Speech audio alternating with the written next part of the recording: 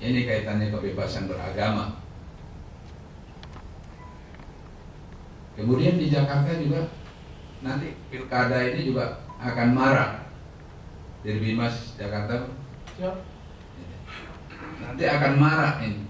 Kalau misalnya Pak Ahok ikut, pasti yang didorong ini Cina, ini non Muslim. Saya minta ini juga diwaspadai. Ini nanti akan marah. Silahkan ditindak. Ditindak itu bukan harus diproses hukum, paling tidak dipanggil, ditegur. Kalau bisa diselesaikan, ya sudah selesai. Yang penting tidak mengulangi lagi. Banyak kita lakukan hal seperti itu. Yang kategori hate speech di dalam media sosial itu, kita hanya panggil, kita jelaskan masalahnya, dia tidak paham, dia berjanji tidak mengulangi lagi, kita buat pernyataan-pernyataan. Ini pekerjaan polisi. Pekerjaan polisi. Kalau kita tidak berbuat, siapa? Kita mengandalkan siapa?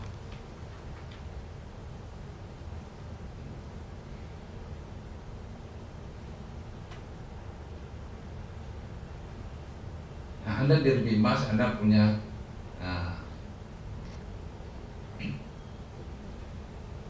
infrastruktur sampai ke tingkat desa. Ada Babin Kamtipmas di situ. Nah, yang seperti ini harus Anda jelaskan. Jelaskan itu hate speech, jelaskan itu kebebasan beragama. Mana yang masuk di dalam melanggar konstitusi, mana yang masuk dalam kategori melanggar hate speech. Banyak tokoh-tokoh agama itu, para ustadz, para ulama yang sebetulnya masuk dalam kategori hate speech, tapi kita ragu-ragu untuk menindaknya. Tidak harus ditangkap kemudian diborgol kemudian diproses hukum. Dipanggil, diberikan penjelasan sehingga tidak terulang kembali ke depannya. Nah, kalau kita tidak mendidik mereka, siapa yang akan mengasih tahu? Para ulama ini, dia yakin dia nggak ngerti. Ada undang-undang ini. Jangankan para ustadz ulama kiai itu, kita sendiri aja banyak yang tidak tahu. Betul nggak? Betul. Makanya saya minta, apa itu hate speech? Bagaimana itu kebebasan beragama? Masuk di mana?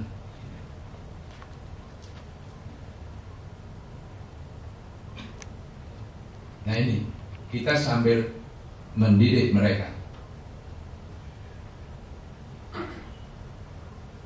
Kemudian yang kedua, masalah yang terkait antar agama. Antar agama, biasanya yang terjadi itu adalah masalah pendirian tempat ibadah. Itu yang paling banyak.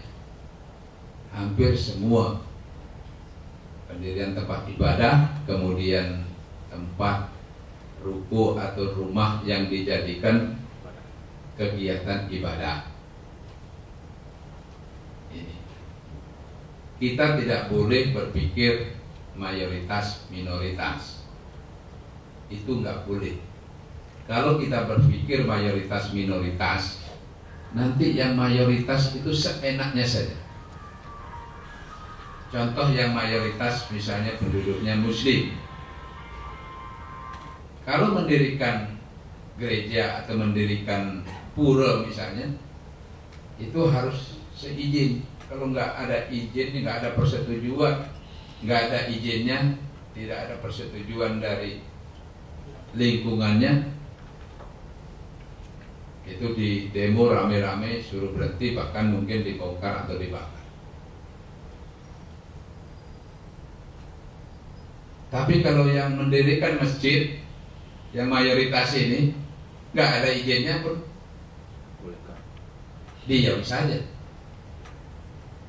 Nah, kalau seperti ini, nanti di tempat lain yang mayoritas non-muslim, misalnya di Papua, mendirikan masjid, dipersulit juga, diperlakukan hal yang sama. Bisa diprotes, bisa diunjuk rasa, bahkan bisa dipaksa. Tetapi mereka mendirikan gereja, tanda izinnya nggak apa-apa. Nah, yang seperti ini kan nggak ada selesainya. Kapan akan selesai yang seperti ini? Kita negara demokrasi, negara kebangsaan, tetapi yang seperti itu masih terjadi. Oleh karena itu kita nggak boleh berpikir seperti itu. Berpikirnya adalah kalau dalam tataran bernegara dan berbangsa, ya kita harus mengacu pada konstitusi kita. Biar itu minoritas, biar itu mayoritas, sama, tidak ada bedanya. Mengacu pada konstitusi kita, dijamin oleh undang-undang, oleh konstitusi. Mengacunya ke sana, berpikirnya ke sana.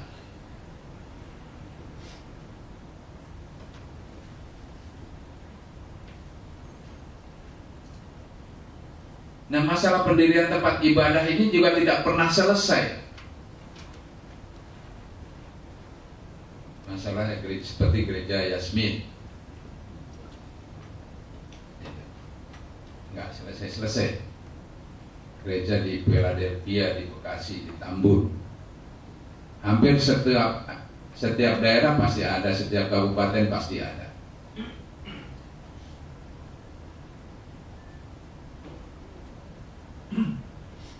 Kadang-kadang kita hanya menjaga saja, jangan sampai terjadi bentrok. Itu yang dilakukan oleh polisi. Instansi lain, pemerintah daerah, kadang-kadang tidak peduli. Sebetulnya siapa yang harus menyelesaikan ini? Pemerintah daerah, ya seenaknya saja. Bahkan yang minoritas pasti juga tidak dianggap, pasti karena ini kepentingan politik. Biasanya terkait dengan pilkada, yang minoritas ini selalu dikalahkan. Nah, siapa yang harus bertindak adil di situ? Polisi. Polisi itu representasi negara.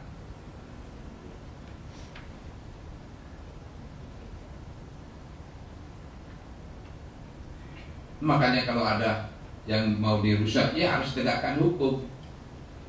Ada di demo, ya harus dijaga.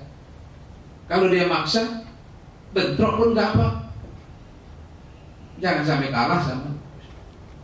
Ini yang saya sering katakan, Makanya kalau ada seperti itu, saya sering Kasatpilnya suruh paparan di Mabes Polri.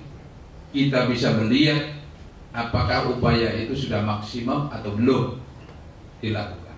Kalau sudah maksimum, ya itu berarti tidak ada kesalahan. Tetapi kalau tidak maksimum, dia sudah menyerah, itu berarti tidak pantas jadi pemimpin. Ganti. Nah, ini saya minta juga didorong. Kalau masalah-masalah perizinan seperti itu, pemerintah daerah didorong untuk bisa menyelesaikan kepala daerah. Kepala daerah itu ada juga kepala kantor Kementerian Agamanya juga ada di sana. Kemudian juga Kesbangdimasnya juga ada. Silakan mereka itu untuk kita dorong untuk bisa menyelesaikan. Nah, ini yang saya pikir perlu Anda pahami. Saya minta ini juga disosialisasikan. Tugas kita jelas. Mulai dari preventif, penegakan hukum, termasuk juga pengawasan.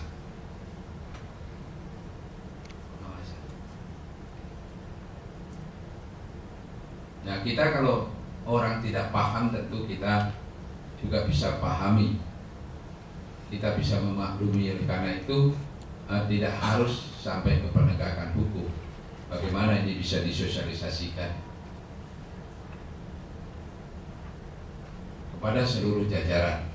Saya berharap Anda datang ke sini untuk bisa betul-betul paham masalah hate speech, betul-betul paham masalah kebebasan beragama dan berkeyakinan, sehingga ini bisa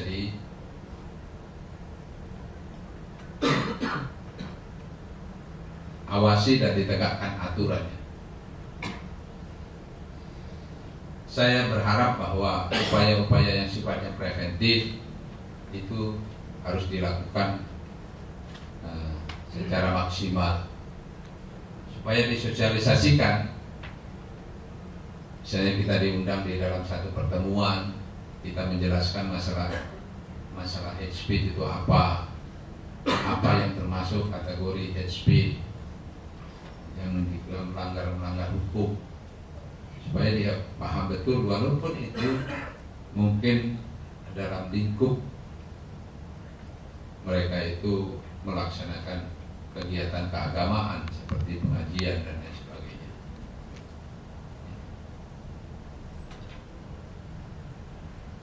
Jadi kalau penebaran kebencian ditujukan pada kelompok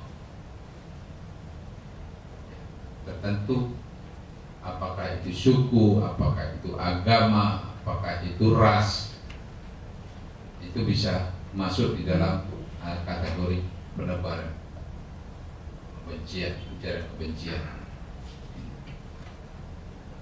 Sehingga betul-betul kita paham sampai ke seluruhnya.